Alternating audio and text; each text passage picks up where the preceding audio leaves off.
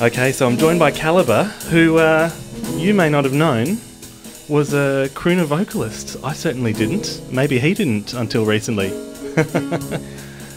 Am I? Was that the first time? I think it's the first time I've done a sort of fully fledged narrative with the sort of that structure. It's usually the vocals that I do are usually quite short and then you just sort of cut them up and sort of use them as a sample or something. Yeah, they're subtly interspersed in the arrangement, but with this thing, it's a bit more upfront. Yeah, I guess. I don't know what I'm trying to do here. I just wanted to do something that was a little bit different. Yeah. So it's basically, this is, what you do in the shower every day, but you've now recorded it. Yeah. Well, I don't want to know about everything you do in the shower every day, but I try to keep it simple. Yeah, that's it. I mean, it's just I think you reach a stage whenever you're making DJ music where you can't really keep the same level of interest, so you have to try and diversify. And it's an old story, and I think a lot of people regurgitate it. Everybody that comes through is going to end up doing this, so it just so happens that I've chosen a weird jazzy path. Because I guess drum and bass scene, a lot of you guys have been making music for such a long time and making that style of music, and I guess more recently some, including yourself, have sort of branched out a bit into dubstep, and for want of a better word, I suppose that's a more predictable kind of next move than doing a kind of crooner vocal tune. But you've always kind of dipped into other sort of territories, and you've kind of played around with house a bit, hip hop. I'm not sure. Yeah, I guess I've done like some hip hop instrumentals. I mean, I've tried everything, but I think whenever you listen to the drum and bass guys, a lot of these guys, they just go for the money sound. They go for what they think is going to make them money, and I think it's a tragedy that I think.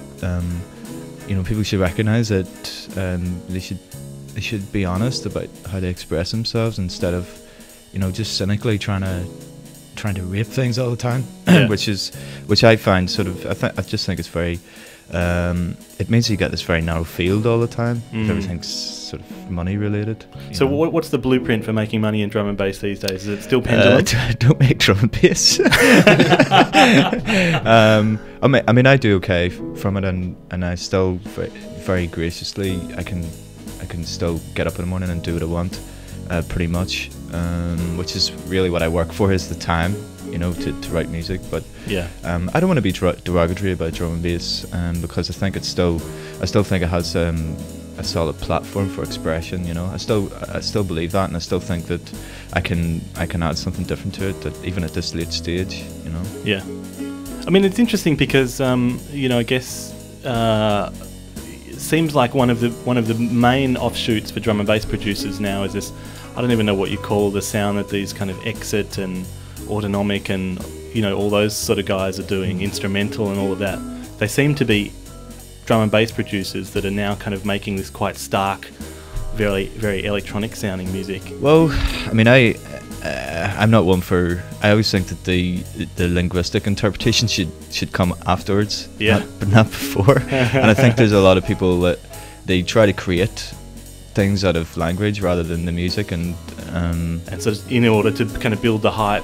Yeah, and it doesn't really remove itself from its main proponent. Like, it doesn't go far enough away from it to justify it, I think. But I mean, that's what you get. Like, everybody does it. Like, if you come from a small area, you call it the hood, the da da da. It's like this with music a little bit. And I don't know. I'm not a big fan of it, but. What do you do? Yeah, it seems like a kind of almost a surprising thing, because drum and bass, I guess, is such a drum and rhythm kind of oriented music, and this new stuff is sort of, it's a lot simpler rhythmically. It's, I suppose, more like dubstep in that sense. I mean, what I'd love to hear is someone like Paradox tackle one of these kind of new styles and do his crazy drum thing, in a different tempo, you know. He's a good example of why those, that stuff sort of sounds the way it does, because I think, I mean, he would tend to use breaks, he's sort of religious about it, but the new sort of stuff, they can't really use the old breaks anymore, so they have to use these digital drums, and I think that's what gives it this sort of this minimalist sort of angle. Yeah. But I mean, if it makes people excited and happy, then go for it. Yeah. And I should welcome to the microphone as well, DRS. You guys are going to be performing tonight at Roxanne Parlour. How far back does the collaboration go with the two of you? Quite a while, about 2 weeks. Good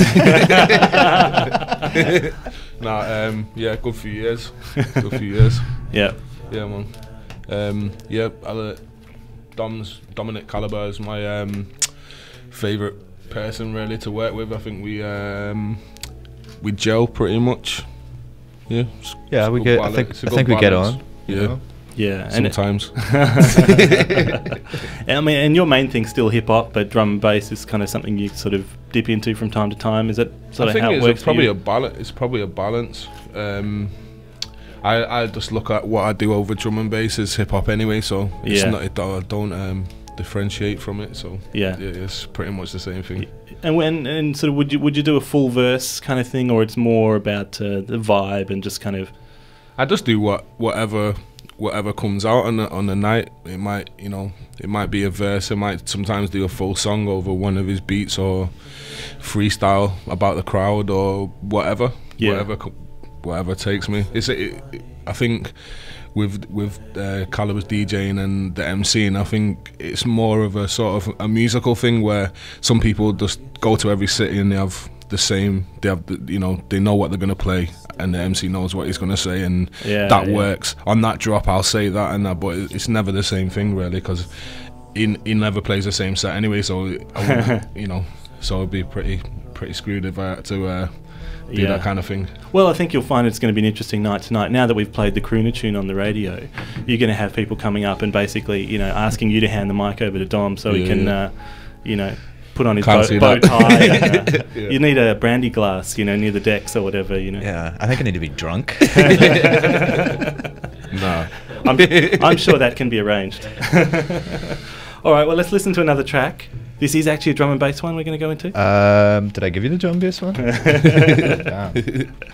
I don't know. Here, well, let's listen to the start of it. And you can tell me what it is. Or whatever you want. No, you want it? Let's do the drum and bass one. All right. Number 2 on that. This is very. You think? Yeah. Yeah, number 2. All right. And what's this one? This is off a new drum and bass album that's going to be coming out hopefully soon. I'm just sort of when I'm on the road here, I'm testing things and trying things out. So you never know, it might not end up on there, but I think it should do. All right, we'll dance to it tonight, everyone. I hope so.